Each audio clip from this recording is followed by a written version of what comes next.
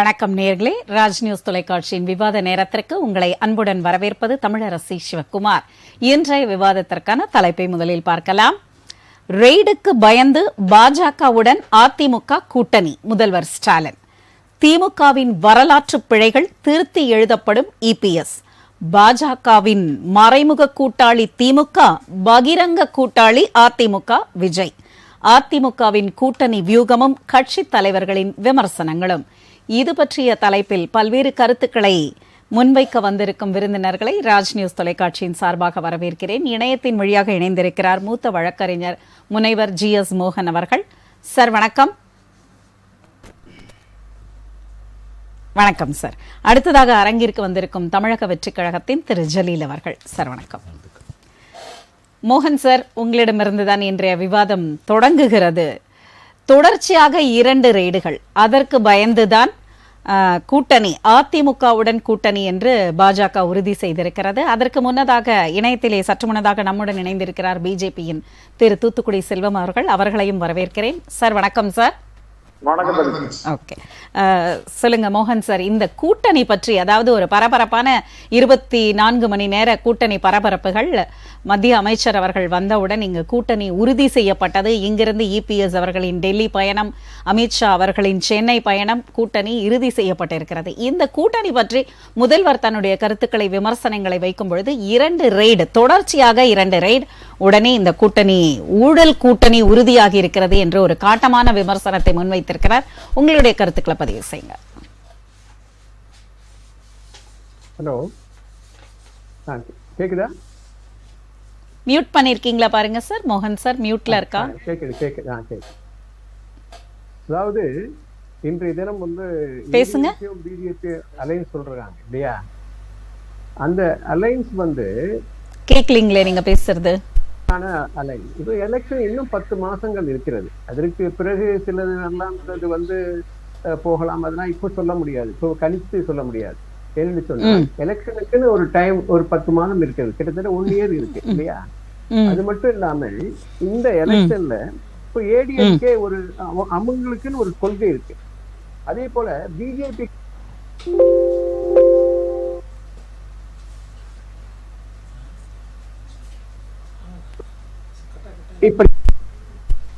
இப்போ ஏடிஎம்கே எடுத்துக்கின்னா அவங்க நிலைப்பாடு என்ன, அதே போல பிஜேபியுடைய நிலைப்பாடு என்ன, வெவ்வேறு நிலைப்பாடுகள். ஃபார் எக்ஸாம்பிள் வந்து இப்போ ஏடிஎம்கே வந்து இருமொழி கொள்கை இல்லையா? அதே போல நீட் தேர்வு அகைன்ஸ்ட் அவங்க, அதே போல வக்ஃப் போர்டுக்கும் எதிரானவர்கள். ஆனால் பிஜேபி மும்மொழி கொள்கை இல்லையா? மும்மொழி கொள்கை, நீட் அவர்கள் கொண்டு வந்திருக்கின்றார்கள், வக்ஃப் போர்டு சட்டமும் இப்பொழுது கொண்டு வந்திருக்கின்றார்கள். இவையெல்லாம் என்ன சொல்ல போகின்றார்கள்? மக்களிடத்திலே நீங்கள் அகைன்ஸ்ட் சொல்லி, எதிர்த்து நீங்கள் சொல்லி இப்பொழுது அவர்களுடன் கூட்டணி வைக்கின்ற பொழுது மக்கள் என்ன நினைப்பார்கள், அதை நீங்கள் பார்க்க வேண்டும். ஏனென்று சொன்னால், கடந்த முறை தேர்தலிலே நீங்க என்ன பெற்ற வாக்குகள் எத்தனை சதவீதம்? 2024 நீங்க பெற்ற வாக்குகள் வந்து 20.9% தான்.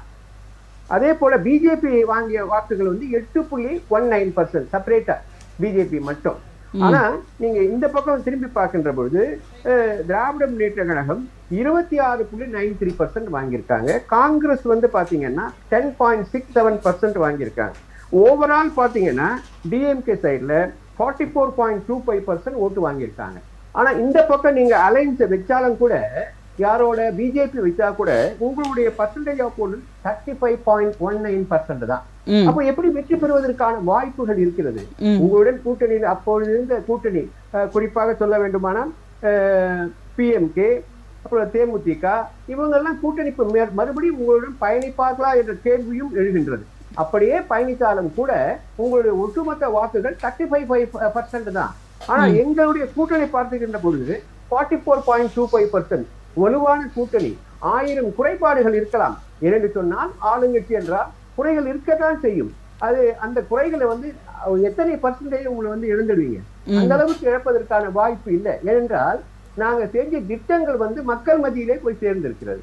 குறிப்பாக சொல்ல வேண்டுமானால், நாங்க வந்து ஒவ்வொரு வீட்டுக்கும் 1000 ரூபாய் கொடுக்கிறோம். அதாவது தகுதி வாய்ந்த பெண்களுக்கு. அது கிட்டத்தட்ட 1,25,00,000 பேர் அவர்கள் வந்து பெனிஃபிட் அடைகிறாங்க. அவங்க யாருக்கு வாக்களிப்பாங்க, அதை நீங்க பார்க்கணும். அதே போல பயணிகள் பெண்கள் வந்து இலவசமாக பயணிக்கின்றார்கள். அவர்கள் யாருக்கு வாக்களிப்பார்கள்? அதையும் நீங்க எண்ணி பார்க்க வேண்டும். அது மட்டுமல்ல, கல்லூரி பெண்கள், கல்லூரி மாணவிகள், அவர்களுக்கு 1000 ரூபாய் அவர்கள் கொடுக்கப்படுகிறது. இதையெல்லாம் நீங்க பார்க்கின்ற பொழுது, அது மட்டும் இல்லாமல் நீங்க வந்து ஒரு ஸ்கூல்ல பாத்தீங்கன்னா இன்னைக்கு வந்து காலை உணவு திட்டம் எல்லோருக்குமே வழங்கி இருக்கிறது இல்லையா, பள்ளி மாணவர்களுக்கு. அவருடைய பெற்றோர்கள் யாருக்கு வாக்களிப்பார்கள்? இதையெல்லாம் எண்ணி பாருங்கள். திட்டங்களை வைத்து நாங்கள் மக்களுக்கு செய்த திட்டங்களை வைத்து வாக்கு கேட்கின்றோம். நீங்கள் என்ன செய்ய போகின்றீர்கள் என்று சொல்லலாம், ஆனால் 10 ஆண்டு காலம் என்ன செய்தீர்கள் என்பதையும் மக்கள் எதிர்பார்ப்பார்கள், மக்களும் அதை நினைத்து பார்ப்பார்கள். ஆகவே எல்லா விதத்திலையும் பார்க்கின்ற பொழுது இன்றும் கூட திராவிட முன்னேற்ற கழக கூட்டணி வலுவாக இருக்கிறது. அவர்கள் நிலைப்பாடு ஒரே ஒரு முதல்வர் தான். ஆனால் இந்த பக்கம் பார்க்கின்ற பொழுது 4 எதிர்கட்சிகள் இருக்கின்றன. இப்பொழுது பிஜேபி, ஏடிஎம்கே என்று சொன்னார் ஒரு முதல்வர். ஆனால் அதே விஜய் ஒரு முதல்வர் சொல்கின்றார். அதே போல நாம் தமிழர் ஒரு முதல்வர் என்று சொல்கின்றார். சில கட்சிகள் நாங்கள் தான் முதல்வர் என்று சொல்கின்றார்கள். இப்படி வெவ்வேறு கருத்து வேறுபாடுகள் இருக்கிறது. ஆனால் இந்த சைடிலே வலுவான கூட்டணி, ஒரே நிலைப்பாடு, திராவிட முன்னேற்ற கழகத்தை சார்ந்தவர்கள் தான் சிஎம் வருவார்கள் என்ற நிலைப்பாடு. அப்படி சொல்ல முடியுமா? அப்படி சொல்வதற்கு வாய்ப்பு இருக்கிறதா? உங்கள் கூட்டணி வலுவாக இருப்பது என்பதை இப்பொழுது நீங்கள் தேர்ந்தெடுக்கின்றீர்கள், வாழ்த்துக்கள் தான். ஆனால் வலுவாக இருக்கிறதா என்றால் அது தேர்தல் போதுதான் தெரியும். ஆகவே எங்கள் கூட்டணியிலே நீங்கள் வந்து கிரிட்டிசைஸ் செய்வதற்கு வாய்ப்பே இல்லை. இன்னும் 3வது ஒரு கட்சி வந்திருக்கு இல்லையா, ஒரு விஜய் வந்திருக்காரு இல்லையா, அவரு கூட என்ன சொல்றாரு? எங்களுக்கும் திராவிட முன்னேற்ற கழகம் தான் போட்டி என்று சொல்கின்றார். அப்படி என்றால் பிஜேபி இல்லையா? அப்படி என்றால் ஏடிஎம்கே இல்லையா என்ற கேள்வி எழுகின்றதா இல்லையா? அப்பொழுது நேற்று வந்தவர் கூட எங்களுக்கும் திமுகவுக்கு தான் போட்டி என்று சொல்கின்றார்கள். அதற்கு என்ன சொல்ல போகின்றார்கள்? பிஜேபியாக இருந்தாலும் அல்லது ஏடிஎம்கே ஆக இருந்தாலும் இதை நீங்கள் எண்ணி பார்க்க வேண்டும். அதாவது வலுவான கூட்டணி சொல்கின்றீர்களே, உங்களுடைய பர்சன்டேஜ் ஆஃப் ஓட்டு எவ்வளவு? அது வந்து மக்கள் மத்தியிலே எடுபடுமா? உங்களிடமிருந்து ஓட்டுகள் விஜய்க்கு போகின்ற வாய்ப்பு இருக்கிறதா இல்லை? அப்படி வருகின்ற பொழுது இன்னொரு 3வது ஒரு அணி வருகின்ற பொழுது உங்களுடைய ஓட்டு பிரிவதற்கு அதிக வாய்ப்புகள் இருக்கிறது.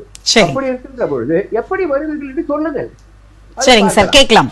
செல்வம் சார் என்ன இதற்கு பதில் வைத்துக் கொண்டிருக்கிறார் என்று பார்க்கலாம். நாங்களும் கூட்டணி அமைத்திருக்கின்றோம் என்று சொல்லுகின்றீர்கள். ஆகவே கூட்டணி வலுவாக இருக்கிறது என்பதிலே எங்களுக்கு வந்து சந்தேகம்தான். ஏனென்று சொன்னால் எங்கள் கூட்டணியை பார்த்து நீங்கள் வந்து சொல்கின்றீர்கள் நாங்களும் கூட்டணி அமைத்து விட்டோம். சரிங்க சார், அமைத்தால் பத்தாது, மக்கள் வாக்களிக்க வேண்டும். நாங்கள் நல்லதை செய்திருக்கின்றோம், மக்களுக்கு பல திட்டங்களை கொண்டு வந்திருக்கின்றோம். அந்த வாக்குகள் எங்களுக்கு கிடைக்குமா, உங்களுக்கு கிடைக்குமா? நிச்சயமாக சார். இந்த கேள்விக்கெல்லாம் பதில வந்து நம்ம மற்ற விருந்தினர்கள் எந்த நோக்கத்துல அவங்களோட கருத்துக்களை சொல்றாங்கன்னு சொல்லி பார்க்கலாம். சற்று முன்னதாக நம்முடன் அரங்கிலே இணைந்திருக்கிறார் அரசியல் விமர்சகர் திரு பொதிகை சாரதி அவர்கள். அவர்களை வரவேற்கிறோம். சார் வணக்கம். சார், வரவேற்ற கையோட உங்களோட கருத்துக்கள் வந்து ரொம்ப முக்கியத்துவம் பெறுகிறது. முனைவர் GS மோகன் அவர்களுடைய கருத்துக்களை எல்லாம் முன்வைக்கும் பொழுது புதிதாக தோன்றிய தமிழக வெற்றி கழகத்தின் தலைவரே களம் எங்களுக்கும் திமுகவிற்கும் தான் என்று சொல்லியிருக்கிறார். 4.5 ஆண்டு கால எங்களுடைய திமுக சாதனைகளை வெளிப்படுத்தித்தான் எங்களுடைய திட்டங்கள் வந்து மக்களை போய் சேரப்போகுது. அப்ப அதை முன்வைத்துதான் வந்து எங்களுடைய ஓட்டெல்லாம் கேட்க போகிறோம். ஆனால் 2 கருத்துக்கள், முரண்பட்ட கருத்துக்களை வைத்துக் கொண்டிருக்கும் பிஜேபியும் அதிமுகவும் இப்பொழுது கைகோர்த்திருப்பது மக்களிடம் எந்த இடத்தில் நம்பிக்கை பெறும் என்ற கேள்வியை முன்வைத்தார். உங்களோட கருத்துக்களை பகிர்ந்துக்கோங்க. முதலில் அனைவருக்கும் வணக்கம்.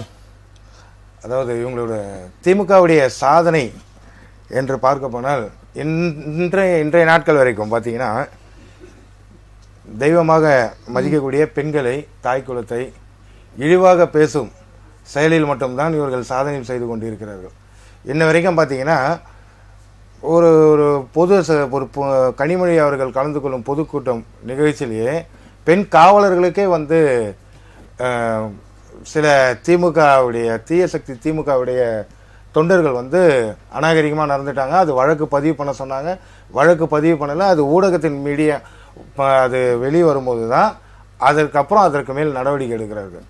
திமுக என்றாலே பொய், தீய சக்தி திமுக சொல்வது அனைத்துமே பொய்யா தான் இருக்குமே தவிர சொன்ன வாக்குறுதிகள் இதுவரைக்கும் எதையுமே செய்யலை.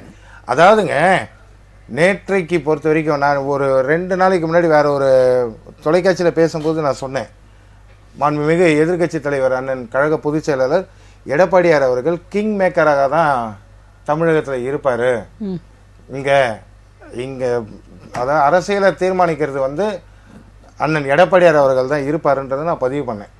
அப்போது அந்த பதிவுக்கு அப்புறம் பார்த்தீங்கன்னா அதே மாதிரி நான் சொன்ன மாதிரியே சென்னைக்கு வந்த அமித்ஷா அவர்கள் கிட்டத்தட்ட 4 மணி நேரம் 5 மணி நேரம் அண்ணன் எடப்பாடியார் அவர்களுக்காக காத்திருந்ததை நம்ம ஊடகத்திலேயே பார்த்தோம். வெட்ட வெளிச்சமாக இருந்தது. அடுத்து என்ன என்றது வாட் நெக்ஸ்ட்ன்ற ஒரு ஆங்கில பழமொழியில் ஆங்கில வார்த்தையில் நம்ம சொல்லணும். அந்தளவுக்கு ஒரு எதிர்பார்ப்போட தான் இருந்தது. அதுக்கப்புறம் தான் அண்ணன் எடப்பாடியார் அவர்கள் கலந்து கொண்டு அந்த கூட்டணியை அதாவது தமிழகத்தில் இந்த கூட்டணி வந்து சேருமா, பி டீமு ஏ டீம்லாம் சொல்லி பேசிட்டு இருந்தவங்க இடையில நாங்கள் பிரிஞ்சது 100க்கு 100 உண்மை. எங்களுக்கும் பாஜக இல்லை, ஒட்டும் இல்லை, உறவும் இல்லைன்றது இருந்தது உண்மை. ஆனால் இன்றைய காலகட்டத்தில் திமுக என்கிற தீய சக்தியை ஒழிக்க வேண்டும் என்றால் கைகோர்த்தால் மட்டுமே தான். அதுவும் பார்த்தீங்கன்னா அமித்ஷா மிக உள்துறை அமைச்சர் வந்து ஒரு ஒரு ஒரு மாநிலத்திற்கு போறாருனாலே அந்த மாநிலத்தை வந்து உற்று நோக்கப்படும். நேற்று இந்தியா ஃபுல்லாவே தமிழகத்தில் என்ன நடக்குது தான் பேசினாங்க. என்ன நடக்குது, என்ன பேச போறாங்க. 4 மணி நேரம் உட்காந்துருக்காரு. 12 மணிக்கு பிரஸ் மீட், நாங்கள் 2 மணி ஆச்சு, 4 மணி ஆயிடுச்சு, இவ்வளோ நேரம் எதுக்காக காத்திருக்கிறாங்கன்ற ஒரு பரபரப்போட தான் இருந்தது நேற்று இந்தியா ஃபுல்லாவே. தமிழகத்தில் மட்டும் இல்லை அந்த பரபரப்பு. அப்புறம் போது திமுக முதல்வருக்கு வந்து அதோட பயம், கிளி சொல்லணும்னா கிளியச்சின்னு சொல்லுவாங்க நம்ம ஊர் பக்கம்லாம். அந்த மாதிரி அவருக்கு இப்போ என்ன பண்ணணும்னு தெரியல. ஏன் கேட்டால் பல்வேறு வழக்குகள் திமுக மீது அப்படியே ஃபுல்லாகவே வந்து பார்த்தீங்கன்னா பெண்டிங்கில் இருக்குது, நிலுவையில் இருக்குது. அத்தனை வழக்குகளுமே இப்பொழுதுதான் நேற்று அமித்ஷா மிக உள்துறை அமைச்சர் வந்து இங்கே பதிவு பண்ணும்போது அதை தான் பதிவு பண்ணுறாரு. திமுக என்றாலே ஊழல் கட்சி தான் சொல்லி பதிவு பண்ணுறாரு. இதெல்லாமே தூசு தட்டி எடுத்து ஈடி இல்லை, எல்லாமே சட்ட ரீதியான நடவடிக்கை. ஆனால் 2 ரெய்டு வந்த உடனே பயந்து அதிமுக தான் பிஜேபியுடன் கூட்டணி வைத்ததுன்னு முதல்வர் வந்து விமர்சனம் வைத்திருக்காரு. ஏங்க நான் அதாவதுங்க பயந்து ஏங்க அவங்க 11 மணிக்கு பிரஸ் மீட்னு சொன்னாங்கங்க. ஆனா 4:30 மணிக்கு தான் கொடுத்தாங்க. அண்ணனே 4:30 மணிக்கு மேல தான் போனார், நீங்க பார்த்துருப்பீங்க.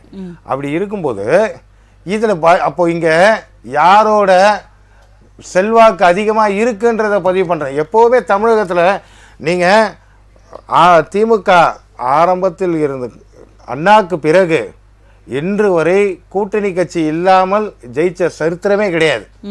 ஆனால் அதிமுக கூட்டணி இல்லாமே ஜெயிச்சிருக்கு எத்தனையோ தடவை. அது வந்து நம்ம வரலாறுலே இடம் பெற்றிருக்கு அது அந்த மாதிரி. ஆனால் நேற்றைக்கு அண்ணன் எடப்பாடியார் அவர்கள் தான் கிங் மேக்கர் என்பதை, கிங் மேக்கர்னு யாரை சொல்லுவாங்க? பச்சை தமிழனான முன்னாள் முதல்வர் கல்வி கண் கொடுத்த எல்லாருக்குமே வந்து இன்னைக்கு நம்ம படிக்கிறோன்னா அவரால் நம்ம உருவாக்கப்பட்டவர் கல்வி கண் திறந்த காமராஜர் அவர்களை தான் கிங் மேக்கர். அதாவது தமிழகத்தில் அமர்ந்து கொண்டு இந்தியாவை அசைக்கும் திறன் கொண்டவர். நேற்று அது அப்படியே நடந்தது.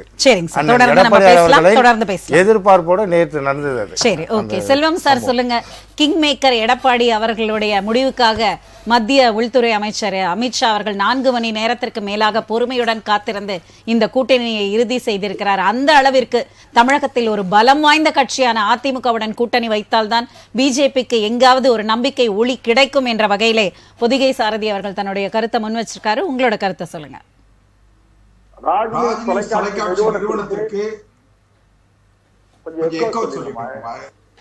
நெறியாளர் சகோதரிக்கு, அது போல என்னுடைய சக பங்கேற்பாளர்களுக்கு, தொழில்நுட்ப கலைஞர்களுக்கு என்னுடைய பணிவான வணக்கம். அதாவதுமா தம்பி சாரதி வந்து அவருடைய கட்சியை சார்ந்த அந்த தலைவரை, அவருடைய கட்சியினுடைய தலைவரை பெருமைப்படுத்துவதற்காக 4 மணி நேரம் மரியாதைக்குரிய பாரதிய ஜனதா கட்சியோட மூத்த தலைவர் இந்தியாவுடைய உள்துறை அமைச்சர் காத்திருந்ததாக சொன்னாரு. அது அதை நான் வந்து இப்போ அவரு கருத்துக்குள்ள போய் ரொம்ப பேசிக்கிட்டு அது சரியா வேண்டாம், அது அவசியம் இல்லை. அது அவரு ஏதோ சொல்றாரு, நம்ம அதுக்குள்ள போகல. அதே நேரத்துலமா 4 மணிக்கு அத செய்தியாளர் சந்திப்பு தள்ளி போனதற்கு காரணம் என்னன்னு கேட்டீங்கன்னா, மரியாதைக்குரிய ஆடிட்டர் குருமூர்த்தி அவர்களை சந்திக்கிற அந்த நிகழ்ச்சி கொஞ்சம் கூடுதலா நேரம் ஆயிடுச்சு. அதுக்கு பிறகு மாண்புமிகு உள்துறை அமைச்சர் அவர் வந்து அவர் தங்கி இருந்த அறையில கொஞ்ச நேரம் ஓய்வு எடுத்துட்டு அதுக்கு பிறகு பாரதிய ஜனதா கட்சியோட தலைவருடைய புதிய தலைவருக்கான வேட்பு மனு கொடுக்கிறது 4 மணிக்கு. அந்த 4 மணிக்கு இந்நாள் தலைவர், முன்னாள் தலைவர், முக்கிய பிரமுகர்கள் எல்லோருமே அங்க போக வேண்டிய ஒரு அவசியம் கட்டாயம் ஏற்பட்டதுனால அங்க போயிட்டு வந்த பிறகு இந்த நிகழ்ச்சி நடத்தணுங்கிறதா நோக்கமே தவிர யார் யாருக்காக காத்திருந்தார் அப்படிங்கறதுல அவசியம் இல்லை. அது அப்படி ஒரு பேச்சுகளை வருங்காலத்திலேயாவது நண்பர்கள் தவிர்க்கணுங்கிறது எடுத்துக்க கூடாது. அதாவது அமித்ஷா, மாண்புமிகு அமித்ஷா அவர்கள் பாரத பிரதமருக்கு அடுத்த ஒரு தலைவர். ஆனால் இந்த கூட்டணி வலுப்பெற வேண்டும் என்பதாலே அவருடைய நேரத்தை ஒதுக்கி நேற்று அந்த கூட்டணியை இணைத்தது மிகப்பெரிய வரலாற்று சிற்பமிக்கது. அதான் இருக்கட்டும். அதாவது நான் என்ன சொல்றேன்னு கேட்டீங்கன்னா அதெல்லாம் விட்டுட்டு இப்ப என்னன்னு கேட்டா அண்ணா திராவிட முன்னேற்ற கழகமும் பாரதிய ஜனதா கட்சியும் ஒரு கூட்டணிக்கான தொடக்க புள்ளியை அமைத்திருக்கிறார்கள். நேற்று பாரதத்தினுடைய உள்துறை அமைச்சர் அமித்ஷா அவர்களும் அதிமுக பொதுச் செயலாளர் இன்றைய எதிர்கட்சி தலைவர் அவர்களும் சேர்ந்து ஒரு கூட்டணிக்கான தொடக்கத்தை உறுதியை அதாவது அந்த நெகோசியேஷனை முடிச்சிருக்காங்க.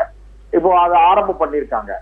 அந்த வகையில் தமிழ்நாடு முழுக்க இன்றைக்கு அரசியலில் மிகப்பெரிய எதிர்பார்ப்பு இருக்கிறது. காரணம் நான் அடிக்கடி நம்ம நிகழ்ச்சிகள்ல சொல்றதுதான், ஆளும் திமுக அரசு பல்வேறு வகையான குற்றச்சாட்டுகளுக்கு ஆளாகி இருக்கிறது.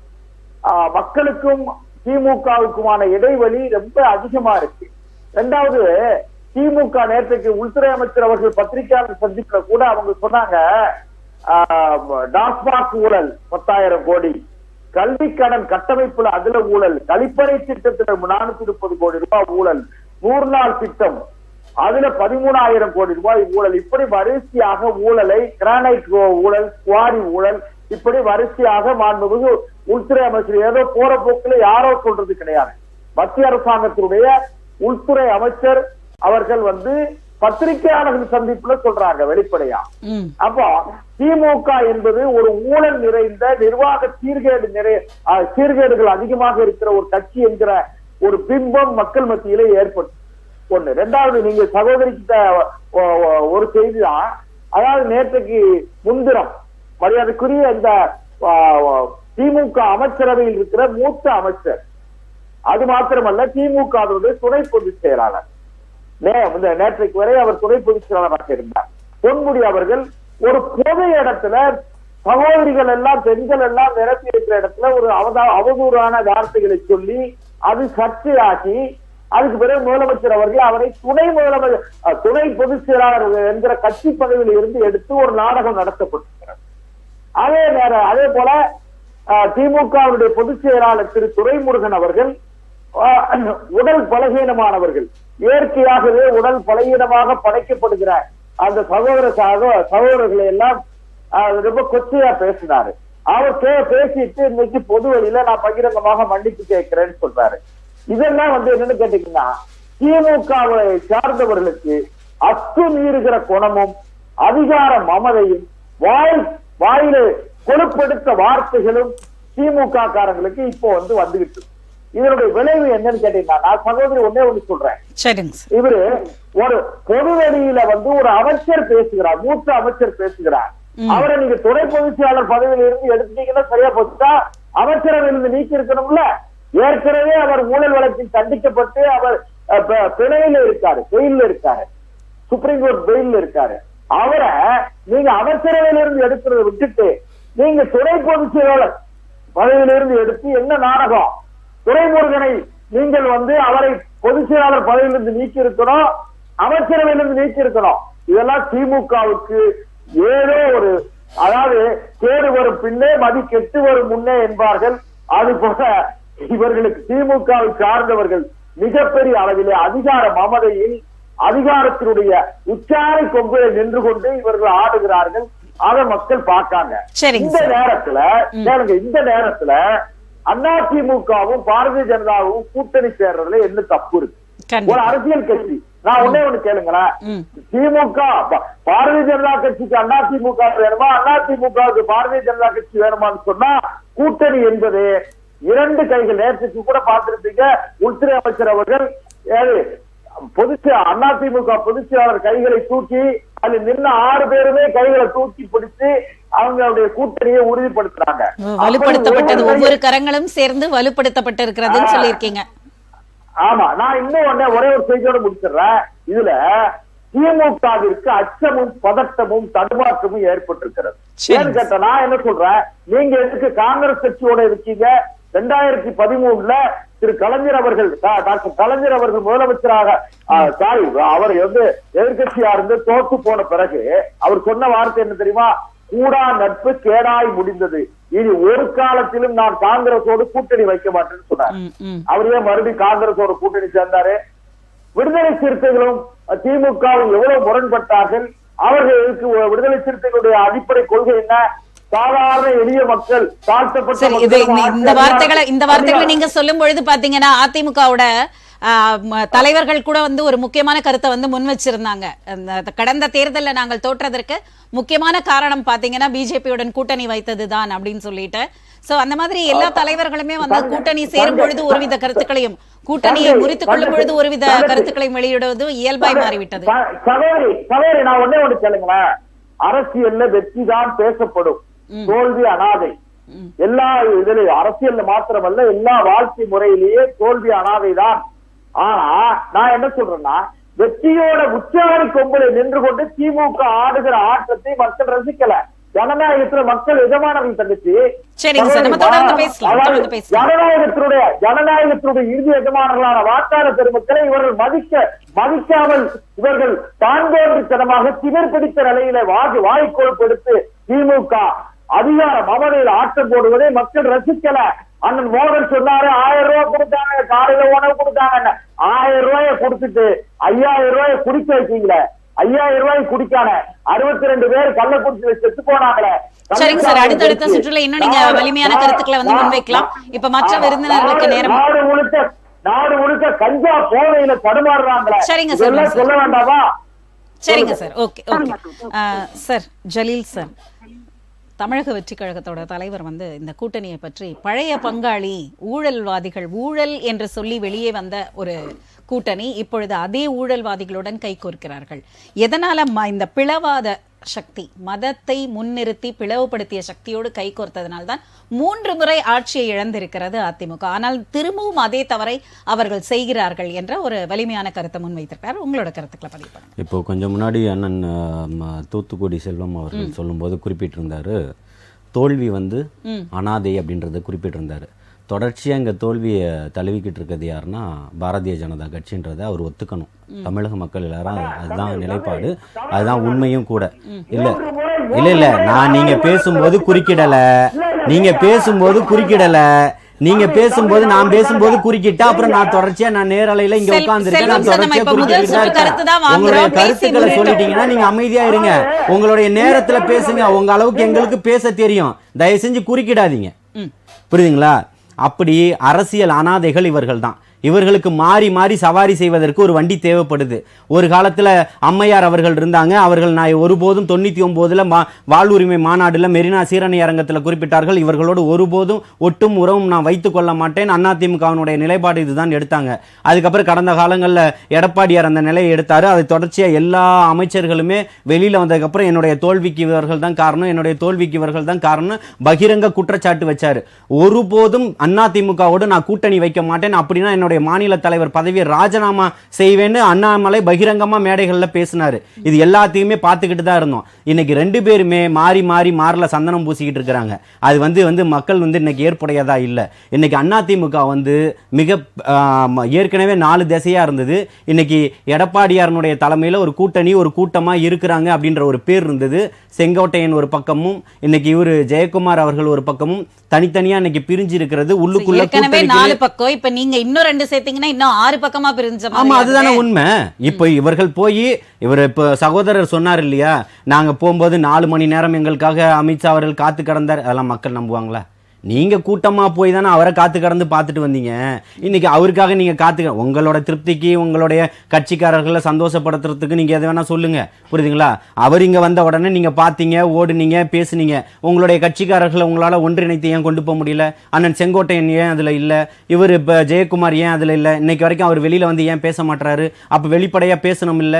அதிமுக நான் இந்த தொகுதியில முடிசூடா மன்னனா இருந்தேன், 25 ஆண்டுகள் இருந்தேன். இன்னைக்கு தோற்றதற்கு பிஜேபி தான் பிஜேபி தான் பிஜேபி தான். இனி ஒருபோதும் பிஜேபியில கூட்டணி வைக்க மாட்டோம், அப்படி கூட்டணி வச்சா கட்சியை விட்டு வெளியில வருவேன்னு சொன்னாரா இல்லையா?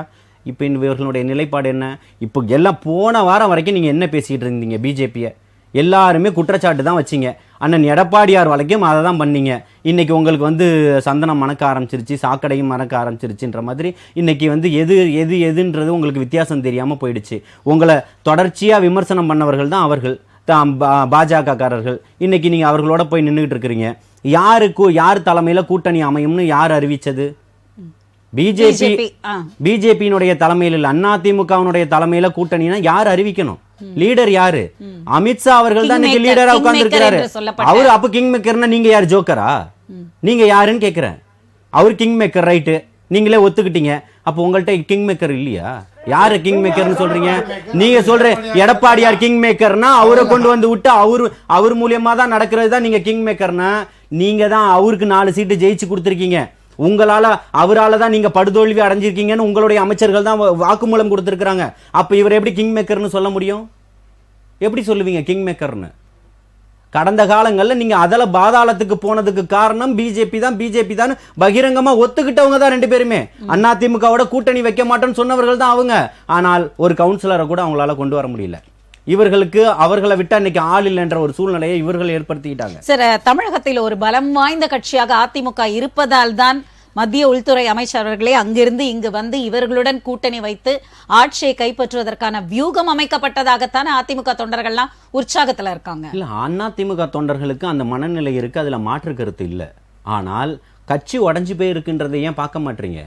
அதிமுக அப்படி ஒரு கட்சியாக இருந்தது, இன்னைக்கு அப்படி இல்ல. தாவேகாவுக்கும் திமுகவுக்கும் தான் போட்டின்றத சொல்லியாச்சு. இவர்களுக்கு பிஜேபிக்கு இன்னைக்கு தமிழகத்துல கால் ஊன்றதுக்கு ஒரு இடம் தேவை, ஒரு ஆள் தேவை. அதற்காக இன்னைக்கு இவர்கள் அதிமுகவின் மீது சவாரி பண்றதுக்கு தயாராயிட்டாங்க. அவங்க எல்லாரும் மீதும் ஏறி சவாரி செய்யக்கூடியவர்கள் தானே தவிர்த்து, அப்படி உண்மையான திராணி இருக்குது அப்படின்னு சொன்னா, அவர்களுக்கு தெம்பு இருக்குன்னு சொன்னா, நாங்க இத்தனை மாநிலங்கள்ல நாங்க ஆட்சி செய்யறோம், எங்களுடைய பிரதமர் இங்க ஆட்சி செய்யறாரு, கடந்த காலங்கள்ல நாடாளுமன்ற தேர்தலில் எத்தனை சீட்டுகள் எடுத்தார்கள், இப்ப இருக்கக்கூடிய நாடாளுமன்றங்கள்ல எத்தனை சீட்டு எடுத்திருக்கிறாங்கன்றதே அவர்களுடைய வளர்ச்சியினுடைய பாதையை காட்டும். புரியுதுங்களா? அப்படி இருந்தா ஒரு தனி பெரும்பான்மையில அவர்கள் ஆட்சி அமைச்சிருக்கணும். அந்த மாதிரி எல்லாம் நீங்க இன்னைக்கு ஆட்சி அமைக்கல. மக்கள் எல்லாத்தையுமே பார்த்துக்கிட்டு இருக்காங்க. வரக்கூடிய காலகட்டங்கள் எல்லாத்துக்குமே பதில் நிச்சயமா வரக்கூடிய காலகட்டங்கள் எல்லாத்துக்குமே பதில் சொல்லும். பிளவுவாத சக்திகளை இன்னைக்கு பிளவுவாத சக்திகள் இவர்களுக்கு இனிக்கிறதான்னு கேட்கிறேன். உங்களோட கேள்விக்கு வந்து நம்ம தொடர்ந்து பேசலாம். அதாவது 1 வருட காலம் இருக்கிறது இன்னும் சட்டமன்ற தேர்தலுக்கு. அதற்கு முன்னதாக அறிவிக்கப்பட்ட அந்த அதிமுக பிஜேபி கூட்டணி தான் வந்து இன்றைய பிரதான விவாதமாக மாறி இருக்கிறது. மோகன் சார், கேக்குதுங்களா? தெரியுதா? கேக்குதுங்களா? சொல்லுங்க சார், சொல்லுங்க. நீங்க உங்களோட கருத்தை முன்வைங்க சார். அதாவது இப்போ அலையன்ஸ் வந்து பிஜேபியும் ஏடிஎம்கேயும் அலையன்ஸ் வச்சிருக்காங்க, வாழ்த்துக்கள் தான், அதுல மாற்று கருத்து இல்ல. சரி. ஆனா ஜெயலலிதா அம்மையார் இருந்த பொழுது 2014 சட்டமன்ற தேர்தல் நடந்தது இல்லையா? அப்போ அந்த அம்மையார் வாங்கிய வாக்குகள் 44.92%. இப்ப லேட்டஸ்டா 2019 சட்டமன்ற தேர்தல்ல அதே ஏடிஎம்கே 18.7% ஓட்டு வாங்கினாங்க.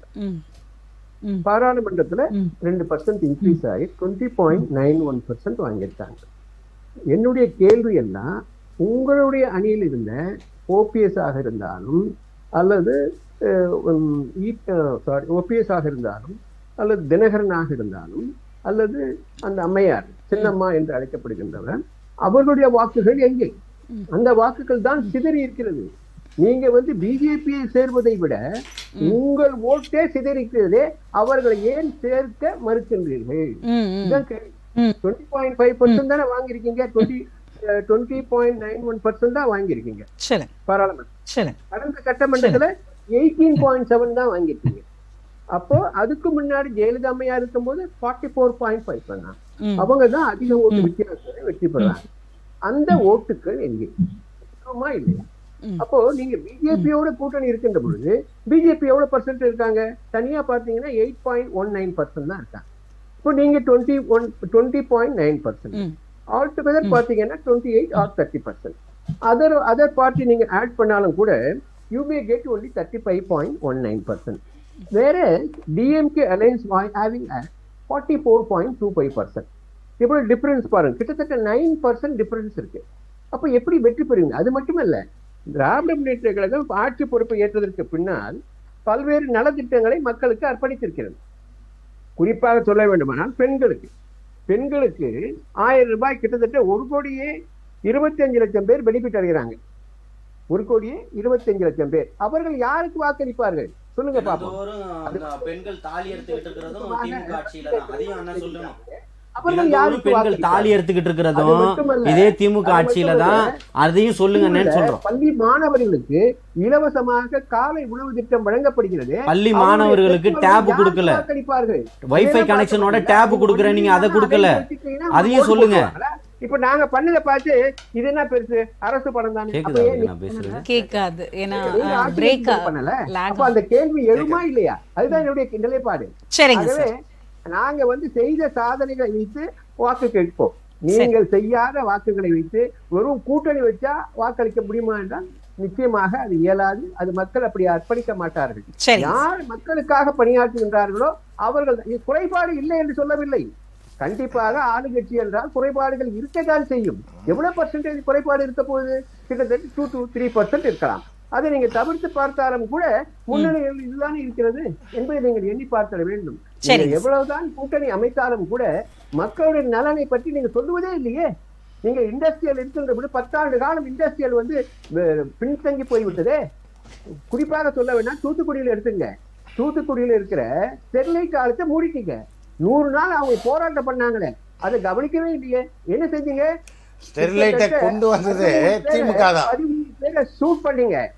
ஷூட் பண்ணி அந்த கம்பெனியே மூடிட்டீங்க. அப்படி என்றால் மக்கள் யாருக்கு வாக்களிப்பார்கள்? சரிங்க சார், அதற்கான பதில நம்ம சாரதி சார் கிட்ட கேட்போம். நீங்கள் பின்தங்கிதான் இருக்கின்றீர்கள். ஓட்டுக்கு மட்டும் வந்தால் போகாது. மக்களுடைய பிரச்சனைகளை பார்க்கணும், மக்களுக்காக வாக்களிக்கணும். மக்களுக்காக வாக்களித்தவர்களுக்கு நீங்கள் என்ன நன்மை செய்தீர்கள் சொல்லுங்க, நீங்க கேட்கலாம். அங்கொன்றும் செய்து விட்டு நாங்கள் அவர்களை விட அதிகமா செய்தோம் அப்படின்னு கேட்ட மக்கள் ஏற்றுக்கொள்வார்களா என்பதை நீங்க எண்ணி பார்க்க வேண்டும். ஆகவே மக்கள் தெளிவாக இருக்கின்றார்கள். நீங்க எத்தனை கூட்டணி அமைத்தாலும் கூட அத்தனை கூட்டணிகள் மைனஸாக இருக்கிறதை விட பிளஸ் ஆக இல்லை. எத்தனை முரண்பாடான கூட்டணியாக வைக்க பார்க்கின்றீர்கள். அதனால்தான் விஜய் என்ன சொன்னாரு, எங்களுக்கும் டிஎம்கே தான் போட்டி என்று சொன்னார். அதற்கு என்ன பதில் சொல்ல போகின்றீர்கள்? சரி, அதற்கான பதிலையே நம்ம சாரதி அவர்களிடம் கேட்டு தெரிந்து கொள்ளலாம். சரிங்க சார்.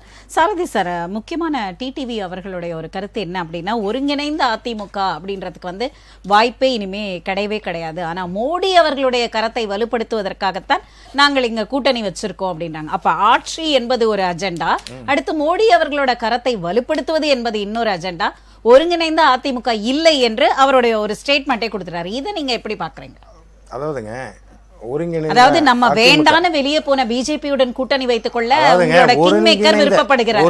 ஆனால் ஒருங்கிணைந்த அதிமுகவிற்கு நீங்கள் யாரும் விருப்பப்படவில்லையா? அதாவதுங்க எப்படின்னா, ஒருங்கிணைந்த அதிமுகனா அதாவது அவர் கட்சி வச்சிருக்காரு, அம்மா மக்கள் முன்னேற்ற கழகம்ன்ற கட்சி வச்சிருக்காரு. அவர் அதான் செய்தியாளர் சந்திப்பிலே பதிவு பண்றாரு.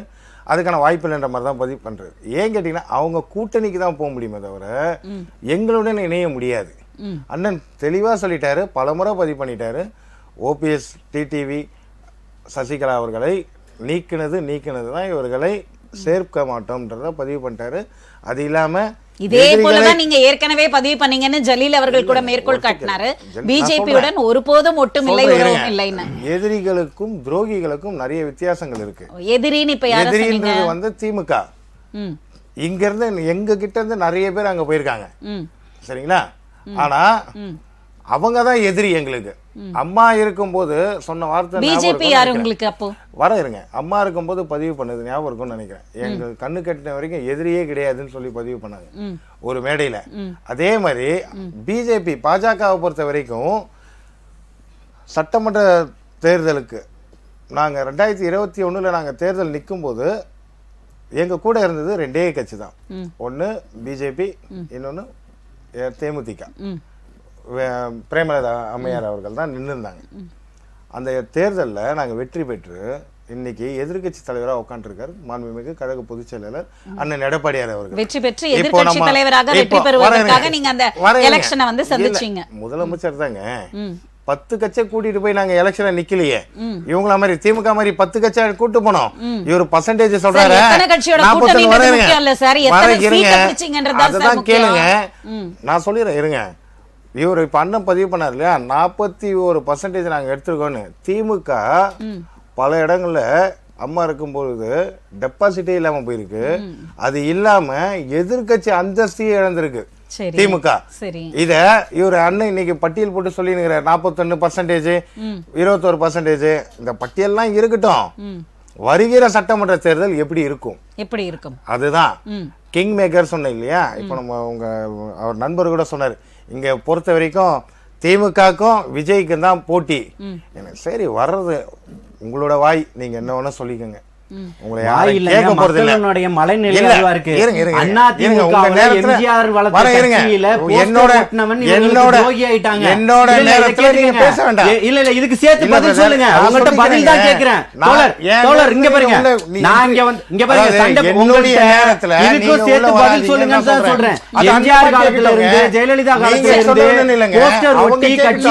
இவர்களுக்கு துரோகி, மக்களையும் மண்ணையும் பிளவுபடுத்திக்கிட்டு இருக்கிறவங்க, நாட்டை பிளவுபடுத்தி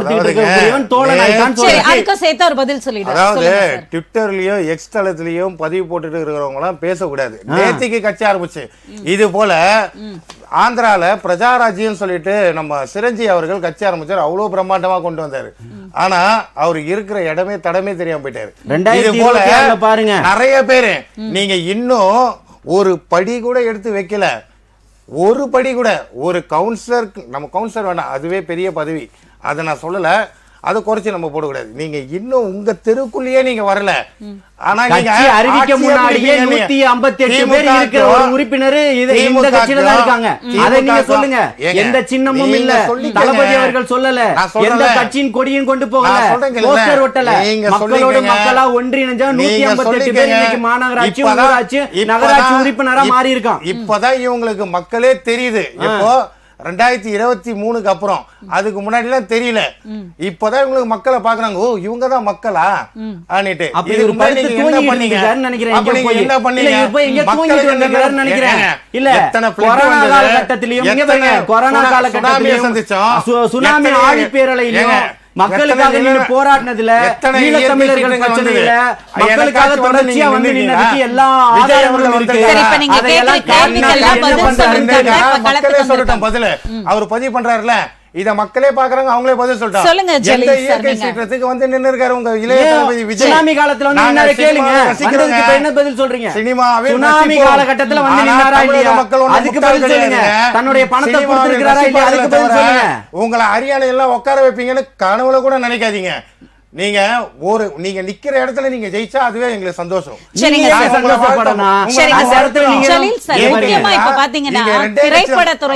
ஒரு நிமிஷம் மேடம், இங்க 2 கட்சி தான். ஒன்னு திமுக, இன்னொன்னு அதிமுக தான். ஏன் பிஜேபி கொண்டு வந்தீங்க? ஏன் பிஜேபி கொண்டு வந்தீங்க? நீங்க திமுக அதிமுக நிக்க வேண்டியதானே? அந்த திராணியே இல்லையே உங்கள்ட்ட. மூணாவதுன்னு உங்களெல்லாம் வாய்ஸ் அவுடாலாம் ஆடாதீங்க. யாருக்கு ஒண்ணுமே ஆவாதவங்களை கூட்டு வந்து வாய்ஸ் அவுடால் நீங்க அடிக்கும் போது நாங்க அடிக்க கூடாது. நீங்க மக்களுக்காக இருக்கிறவங்க எல்லாருமே மக்களையே சந்திக்கலையா? நீங்க சொல்லுங்க.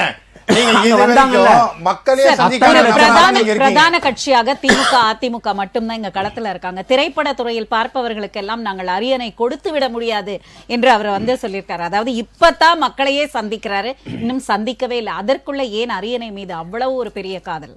மக்களை சந்திச்சுக்கிட்டு இருக்கிறது வந்து பாத்தீங்கன்னா, மக்களின் சொல்றது இவர் சொல்லக்கூடாது. மக்கள் ஒட்டுமொத்த பேரும் தளபதி அவர்களுடைய பின்னால இருக்கிறாங்க. புரியுதுங்களா? 2026 மிகப்பெரிய மக்களாட்சி இங்க வரும்ன்றத அத்தனை பேரும் நம்புறாங்க. எதிர்கட்சியும் ஆளும் கட்சியும் இன்னைக்கு பதறக்கூடிய ஒரே பயத்தை உண்டு பண்ணியிருக்கிறது தளபதி அவர்கள். அதே சார், அதிமுகவை வந்து நீங்க வந்து ஒரு கட்சியாவே நினைக்கலையா? ஏன் நினைக்கணும்னு கேக்குறேன். ஏங்க நினைக்கணும்? உங்களுடைய திட்டமும் தொலைநோக்கும் சரியாக இருந்திருந்தால் உங்களுக்கே தெரியும் எத்தனை வாக்குகள்ல நீங்க தோத்துருக்கீங்க கடந்த காலங்கள்ல நாடாளுமன்றங்கள்லன்னு சொல்லிட்டு. அப்ப நீங்க இன்னைக்கு எதுக்காக போய் இன்னைக்கு பிஜேபியோட கூட்டணி வைக்கிறீங்க? நீங்க அதல பாதாளத்தில் நீங்களே நான் தலைகீழா தான் குதிப்பேன்னா யார் தடுக்க முடியும்? அது உங்களுடைய கொள்கையும் கோட்பாடும் அப்படி இருக்கு. நீங்க கிங் மேக்கர்னு சொல்லிக்கிட்டு இருக்கீங்க அந்த செயலை. அது நீங்க கிங் மேக்கராவே இருங்க. மக்கள் தீர்ப்பு சொல்லுவாங்க யார் கிங் மேக்கர்னு சொல்லிட்டு. 2.5 கோடி தொண்டர்களை உள்ளடக்கிய ஒரு பெரிய கட்சி சரி ஏன் தோத்துச்சு நாடாளுமன்றத்துல? அவர்களோட அந்த வியூகம் அப்ப சரியில்லை. ஏன் மாநகராட்சி தேர்தல்ல தோத்தீங்க? எவ்வளவு பேர் ஜெயிச்சீங்க? அதோட யூகங்கள்லாம் இல்ல. அந்த தேர்தல் வந்து அவர் கேள்விக்கு அவர் பதில் சொல்லிட்டாரு. என்னுடைய கேள்விக்கு பதில் சொல்ல விடுங்க. மோடி அவர்களா ராகுல் காந்தி அவர்களா தான் தேர்தலை தவிர இங்க தமிழகத்தில் பாஜகவுக்கு அதிருப்திகள் நிறைய இருந்ததுனால அந்த தேர்தல் நாங்க இழக்க வேண்டிய சூழ்நிலை ஏற்பட்டது. இப்ப இன்னைக்கு எல்லாம் தூக்கி பிடிச்சாங்களா? அதிருப்தி எல்லாத்தையும் இன்னைக்கு பாசிட்டிவா மாத்திட்டாங்களா பிஜேபி? அதுக்கு ஒண்ணு சொல்லுங்க. பிஜேபி வந்து பாசிட்டிவா நிறைய விஷயங்களை மாத்திட்டாங்க. களத்துல தாங்க நிக்கிறோம். இங்க இருக்கக்கூடிய அத்தனை பேரும் திமுகவுக்கும் அதிமுகவுக்கும் வாக்களிச்சவங்க தான். மாறி மாறி நீங்க அவனை ஏமாத்திட்டீங்கன்றதுனாலதான் இன்னைக்கு எல்லாத்தையும் கொண்டு வந்திருக்கான். வக்பு தடை சட்டத்தை அப்ப நீங்க இன்னைக்கு ஆதரிக்கிறீங்களா? ஒரு மாவட்ட சரிங்க சார், ஒரே ஒரு சட்டத்தை நீங்க ஆதரிக்கிறீங்களா? வக்பு தடை சட்டத்தை நீங்க ஆதரிக்கிறீங்களா? அது என்ன சட்டமே தெரியாம வக்பு திருத்தம். சரி நீங்க சொல்லுங்க, எல்லாமே தெரிஞ்சவர் தானே நீங்க. 54 ஆண்டுகள் அரசியல் இருக்கக்கூடியவர் தானே. அப்ப நீங்க இன்னைக்கு ஆதரிக்கிறீங்களா? அப்ப எதிர்க்கிறேன்னு சொல்லுங்க. தைரியமா சொல்லுங்க எதிர்க்கிறேன்னு. எதிர்க்கிறேன்னு சொல்லுங்க. சரிங்க சார், ஆதரவா எதிர்ப்பா? எதிர்ப்புகள் தானே எதிர்த்து வாக்கு சரி போட்டாங்க. ஓகேங்க சார். ஓகே செல்வம் சார், இதை எப்படி நாங்க எதிர்க்கிறோம் சொல்றீங்க நீங்க? ஆமா, அப்ப எதிர்க்கிறீங்களா ஆதரிக்கிறீங்களா? இல்ல எதிர்க்கிறீங்களா ஆதரிக்கிறீங்களா? இல்ல தோழர், எதிர்க்கிறீங்களா ஆதரிக்கிறீங்களா? நாங்க எதிர்க்கிறோம் சொல்லிட்டோம். பிஜேபி நிலை எதிர்க்கிறது. உங்களுடைய கொள்கை என்ன? ஒரு நிமிஷம் கேளுங்க. உங்களுடைய நிலைப்பாடு சொல்லுங்க. நிலைப்பாடு தமிழகத்தின் அண்ணன் எடப்பாடியார் கழக பொதுச் செயலாளர் என்ன நிலைப்பாடு எடுக்கிறாரோ அதுதான். அதை ஆதரிச்சுட்டு போவோம், அவ்வளவுதான். ஓகே, மக்களுக்கு விரோதமா இருந்தா அதை நீங்க ஓகேன்னு சொல்லுவீங்க. இஸ்லாமிய சமூகத்திற்கும் சிறுபான்மை சமூகத்துக்கும் அரணா இருக்கிற ஒரே கழகம் அஇஅதிமுக கழகம் தான். அப்ப எதுக்காக நீங்க போய் சேர்ந்தீங்க? பிஜேபியோட போய் ஏன் சேர்ந்தீங்க? பிஜேபி சமூகத்துக்கும் சிறுபான்மை சமூகத்துக்கு ஒட்டுமொத்தமா பாதிப்புகளை கொண்டு வந்து சேர்க்கக்கூடியது பிஜேபி தான். அவர்களோட நீங்க கை கோர்த்து இஸ்லாமிய சமூகத்தையும் சிறுபான்மை சமூகத்தையும் நீங்க கிரீடமா வச்சுக்கிறது நியாயமா? யோசிச்சு பாருங்க. சட்டமாவே அது முன்னுரிமை கொடுத்து பண்ணுவாங்க. மெக்கா மதீனா போறது. சரிங்க சார். செல்வம் சார், இப்போ சாரதி அவர்கள் வந்து ஒரு கருத்தை வந்து வக்ஃப் திருத்த சட்ட மசோதாவை வந்து நாங்க எதிர்க்கிறோம் அப்படின்னார். ஆனால் ஆதரித்த கட்சியோட கூட்டணி என்பது முரணாக இருப்பது போல மக்களுக்கு தெரியாதா? அப்படி இருக்கும் பொழுது இந்த 26 சட்டமன்ற தேர்தலில் கொள்கை முரணாக இருக்கிற இந்த 2 கட்சிகள் ஒன்றாக இருக்கிறது, வாக்கு போடலாம் என்ற நம்பிக்கை எப்படி உங்களால எடுக்க முடியும்? கூட்டணி என்பது ஒவ்வொரு கொள்கைகள் இருக்கும், ஒரு பார்வை இருக்கும், பயணங்கள் வேறு திசையில் பயணம் செய்தால் கூட இலக்கு என்பது தேர்தல் நேரத்தில் வெற்றிதான், ஆட்சி அதிகாரம். இதனால வந்து நீங்க தேர்தலையும் கொள்கையும் தேர்தல் கூட்டணியும் கொள்கையும் வந்து குழப்பிக்கிட்டு இருக்க வேண்டாம். ஒண்ணு. ரெண்டாவது, தம்பி ஜலீல் ரொம்ப பெரிய சாமர்த்தியசாலியா பேசினாரு. அவங்க தலைவரே போய் பிரதமர் மோடி அவர்களை கோயம்புத்தூர்ல போய் பார்த்தவர். அதெல்லாம் அவருக்கு தெரியாதுன்னு நினைக்கிறேன். ஆதாரமான தகவலை கொடுங்க. ஆதாரமற்ற தகவலை மோடியை வந்து சந்திச்சாரு, இங்க போய் சந்திச்சாருன்றதெல்லாம் சும்மா வாய்க்கு வந்ததெல்லாம் பேசாதீங்க. அப்படின்னா ஆதாரமான தகவலை நீங்க கொடுக்க வேண்டியதுதானே? ஆதாரமான தகவலை கொடுங்க. நீங்க ஏன் பொய்யா சொல்லிக்கிட்டு இருக்கீங்க? அவர் வந்து பார்க்கணும்னு தவம் கிடந்தவர் தானே நீங்க. ஆனா அப்பேற்பட்டவர்களை கொள்கை ரீதியாகவும் அரசியல் ரீதியாகவும் எதிர்க்கிறேன்னு ஆண்ட கட்சியினுடைய தலைவருக்கு சொல்றதுக்கு தகுதி இல்லைங்க.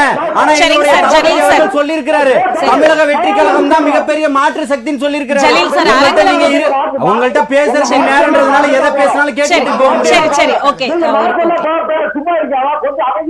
நீங்க அமைதியான அவர் அத்தனை கருத்துக்களுக்கு நீங்க எதிர்கருத்து வைக்கலாம். அவர் முடிச்சிருக்கேன், ஏன்னா அவர் ஆன்லைன்ல இருக்காரு. ஆமா, அதனால என்ன கேட்டீங்கன்னா நான் சவால் விட்டு சொல்கிறேன், அதிகாரப்பூர்வமா பொறுப்பேற்று சொல்றேன். திரு விஜய் அவர்களும் அவருடைய தந்தையாரும் திரு மோடி அவர்களை சந்தித்தார்களா? எங்களுடைய தலைவரை, அதுவும் பிரதமர் மோடி அவர்களை தேர்தல் நேரத்தில் சந்தித்தாரா இல்லையா? இதுக்கு நீங்க அடுத்த விவாதத்துல நான் பொறுப்பேற்க. இல்லைன்னு சொன்னா நான் இனிமேல் விவாதத்திலே கலந்துக்கிடல. அது ஒண்ணு. ரெண்டாவது வந்துமா, இவங்க யாரையாவது ஒருத்தரை குறை சொல்லி ஏதோ பெரிய ஒரு கொள்கை கோட்பாடுகள் இருப்பதை போல, நாளைக்கே காலையில ஆட்சியும் அதிகாரம் இவர்களுக்கு பக்கத்துல நெருக்கமாக இருப்பதை போல இவர்கள் கற்பனை செய்து கொள்வதற்கு நாங்கள் பொறுப்பாக முடியாது. இவர்கள் ஆட்சி அதிகாரத்திற்கு வருவதற்கு மக்கள் தீர்மானிக்கட்டும். ஜனநாயகத்துல மக்கள் தான் எஜமானர்கள், மக்கள் தீர்மானிக்கட்டும், அது வேற. அதே நேரத்துல இவர்கள் இன்னைக்கு தமிழக வெற்றி கழகம் வந்து யாராலாவது மற்ற கட்சிகள் போட்டு நாங்கள் தமிழக வெற்றி கழகத்தோடு கூட்டணிக்கு வருகிறோம், நாங்கள் தமிழக வெற்றி கழகத்தோடு கூட்டணியில சேர்ந்து நாங்கள் அவர் ஆட்சிக்கு வருவதற்கு தோல் கொடுப்போம் சொல்றதுக்கு ஒரு கட்சியும் தயார். அது அண்ணன் சீமான் தயாரா இல்ல, அண்ணன் திருமாவளவன் தயாரா இல்ல, யாருமே தயாரா இல்ல. அதனால இப்ப தமிழக வெற்றி கழகத்துக்கு என்ன தடுமாற்றம்னு கேட்டீங்கன்னா, பாரதிய ஜனதா கட்சியும் அதிமுகவும் கூட்டணி சேர்ந்ததனால் நாளை ஆட்சியும் அதிகாரமும் அவர்களுக்கு வசப்பட போகிறது அந்த பயம் வந்துருச்சு. பகல் கனவு காண்டுகிட்டு இருக்காதீங்க, பகல் கனவு காணாதீங்க. அதெல்லாம் ஒரு வருட குழந்தை எல்லாம் ஓடி விளையாண்டு விடும் என்று யாரும் கற்பனை செய்யாதீங்க, நிப்பாட்டுங்க. ஏன் நீங்க தான் 100 ஆண்டு குழந்தையாச்சு, நீங்க எல்லாத்தையும் தனிச்சு நின்று ஜெயிக்க வேண்டியதானே? நீங்க தான், உங்களுக்கு தான் வரலாறு இருக்குல்ல, உங்களுடைய கொள்கையை சொல்லி நீங்க பேசி வாங்க வேண்டியதானே? நீங்க ஏன் தனிச்சு நிக்க முடியல? நீங்க ஏன் தனிச்சு நிக்க முடியல? நாங்க ஒரு வருஷம் ஆள் தான், இத்தனை வருஷம் அரசியல் அனுபவம் கட்டமைப்பு உங்கள்கிட்ட இருக்குல்ல, தமிழகம் முழுக்க கட்சியை நிலை கொண்டு வச்சிருக்கீங்கல்ல, உங்களுடைய கொள்கையை சொல்லி உங்களோட வாக்கு கேட்டு ஜெயிக்கவே முடியாத கட்சி நீங்க பேசலாமான்னு சொல்றேன். தமிழகத்துல தனிச்சு நிக்கிறதுக்கு நாங்க தகுதியானவர்கள் சொல்றேன், எங்களால நிக்க முடியும்னு சொல்றேன்.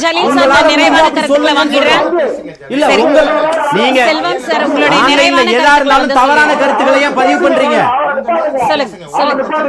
செல்வம் சார், உங்களுடைய நிறைவான கருத்துக்களை பதிவு பண்ணிடுங்க. அதாவது தமிழக வெற்றி கழக தம்பி இருக்கார ஜலீலு, இவங்கள மாதிரி நாங்கெல்லாம் ஒரு 45 வருஷத்துக்கு மேல வந்து நிறைய பார்த்துட்டோம். நான் ஒன்னே ஒண்ணு சொல்றேன் கேளுங்களேன், அதே நிறைவான கருத்தா சொல்லிருங்க. அதான் நான் சொல்றேன், தேர்தலில் வெற்றி பெற வேண்டும் என்று சொன்னால் அதற்காக நிறைய சமரசங்கள் செய்ய வேண்டியது வரும், நிறைய மாற்றங்கள் வரும், நிறைய கடுமையா உழைக்கணும். மக்கள் தலைவர் எம்ஜிஆர் அவர்கள் 1953 இருந்து திமுகவிலே பயணப்பட்டவர். அவர் அதற்கு பிறகு ஒரு சூழ்நிலையில தனியாக ஒரு கட்சி ஆரம்பிக்காத போது அவர் நீண்ட காலம் அந்த தமிழகத்துல வெற்றி கொடி கட்டிய மக்களின் உணர்வுகளை புரிந்து கொண்டவர். அதனால அவர் களத்துக்கு வந்தார். கேரவனுக்குள்ள ஒரு காலமும் அவர் வந்து இருக்க மாட்டார், மக்களோடு சேர்ந்து பயணப்படுவார். அப்படிப்பட்ட தலைவர்களை பார்த்த தமிழகம் வந்து இவங்களெல்லாம் ஒரு பொருட்டா நினைக்க வேண்டிய அவசியம் இல்லை. அண்ணன் மோகன் சொன்னாங்க, ஒரு நிமிஷம் ஒரே அண்ணன் மோகன் சொன்னாங்க, இப்ப இவருக்கு இத்தனை சதவீதம் அவருக்கு அத்தனை சதவீதம் சொல்லி, கடந்த நாடாளுமன்ற தேர்தலில் பாரதிய ஜனதா கட்சி தலைமையில் அமைந்த கூட்டணி 18.5% வாக்குகளும் அதிமுக 23% வாக்குகளை பெற்றிருக்கிறது. 23-18 41% வெற்றி கூட்டணியாக மாறுகிற பொழுது வெற்றி பெறுகிறவர்களுக்கு வாக்களிக்கக்கூடிய மக்களுடைய மனநிலை. அதே போல ஓபிஎஸ், டிடிவி தினகரன், நன்றி சார், நன்றி நன்றி.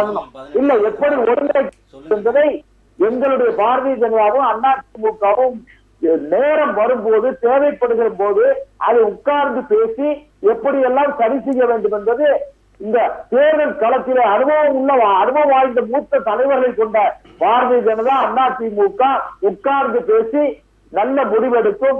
கோட்டையும் கொத்தளமும் ஆட்சியும் அதிகாரமும் அதிமுக பாரதிய ஜனதா கூட்டணிக்கு வசப்படும். நன்றி சார், நன்றி. மோகன் சார், உங்களுடைய நிறைவான கருத்துக்கள்.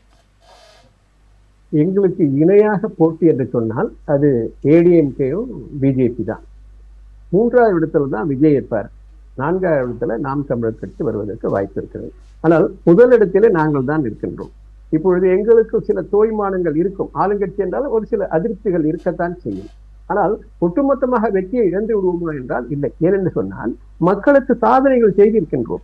இப்பொழுது 1,25,00,000 பேருக்கு நாங்கள் வந்து 1000 ரூபாய் தருகிறோமே, அது யாருக்கு வாக்களிப்பார்கள்? அப்படி பெண்களுக்கான எல்லாவித நிலைப்பாடிலும் அவர்களுக்கு சாதனை படைத்திருக்கின்றோம். அப்ப அவர்கள் எல்லாம் யாருக்கு வாக்களிப்பார்கள்? இந்த நிலைப்பாடுகளை பார்க்கின்ற பொழுது திராவிட முன்னேற்ற கழக கூட்டணி தான் இன்னும் கூட வலிமையாக இருக்கிறது. சில குறைபாடுகள் இருக்கலாம், அதில் சில பர்சன்டேஜ் குறையலாம். ஆனால் வெற்றி பெறுவதற்கு திராவிட முன்னேற்ற கூட்டணி தான் வலிமையாக இருக்கிறது, வலுவாகவும் இருக்கிறது. நன்றி சார். சாரதி சார், உங்களுடைய நிறைவான கருத்து. அண்ணன் வந்து சொன்னாரு, மோகன் அண்ணன், எங்களுக்கு சில குறைபாடுகள் இருக்கலாம், உங்களோட கட்சியும் ஆட்சியுமே குறைபாடு தான். அதுல நாங்க 1000 ரூபாய் கொடுத்தோம். அப்ப 1000 ரூபாய் கொடுத்தா நீங்க ஓட்டுக்கு காசு கொடுத்த மாதிரி நீங்க ஒரு வரியில் நிறைவான ஒரு வரியில் நான் இன்னும் பேசவே இல்லைங்க. சரிங்க, வருகிற சட்டமன்ற தேர்தல் அவர் சொன்னதுக்காக மக்களை வந்து மறுபடியும் திமுகவினர் ஏமாற்ற முடியாது. மக்கள் மிகவும் தெளிவாக இருக்காங்க. வருகிற சட்டமன்ற தேர்தலில், வருகிற 26 சட்டமன்ற தேர்தலில் கிங் மேக்கர் மாண்புமிகு கழக பொதுச் செயலாளர் அண்ணன் புரட்சி தமிழர் எடப்பாடியார் அவர்கள் தலைமையில் தமிழகத்தின் சிறப்பான ஆட்சி தொடங்கும் என்பதை இந்த ராஜ் நியூஸ் தொலைக்காட்சி நேயராக நான் பதிவு பண்ணிக்கிறேன். நிறைவான கருத்து. அதாவது இப்ப இருக்கக்கூடிய ஆட்சியில நாங்க நிறைய திட்டங்கள் மக்களுக்கான திட்டங்களை கொடுத்துக்கிட்டு இருக்கோம்னு அண்ணா சொன்னாரு.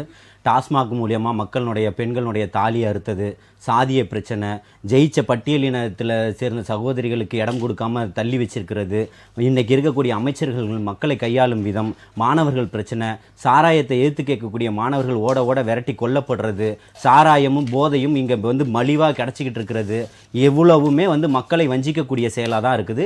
இதுக்கான விடியல் பயணத்தெல்லாம் இங்க யாரும் மக்கள் கேட்கல. சாதிய பிரச்சனை இங்க தலையெடுத்து ஆடிக்கிட்டு இருக்குது. இவர்கள் சொல்லக்கூடிய வாக்குகளையும் இங்கு நாட்டை பிளவுபடுத்தவாதிகளையும் ஒரு பக்கம் நிக்கிறாங்க, ஊழல்வாதிகள் ஒரு பக்கம் இருக்கிறாங்க. இவர்கள் அத்தனை பேர்களுக்கும் சிம்ம சுப்பனமா தலைவர் தளபதி அவர்கள் 2026 மக்கள் ஆட்சியை 2026 நிச்சயமா அமைப்பார். நன்றி நன்றி. இன்றைய விவாதத்தில் கலந்து கொண்ட விருந்தினர்கள் அத்தனை பேருக்கும் ராஜ் நியூஸ் தொலைக்காட்சியின் சார்பாக மனமார்ந்த நன்றிகள்.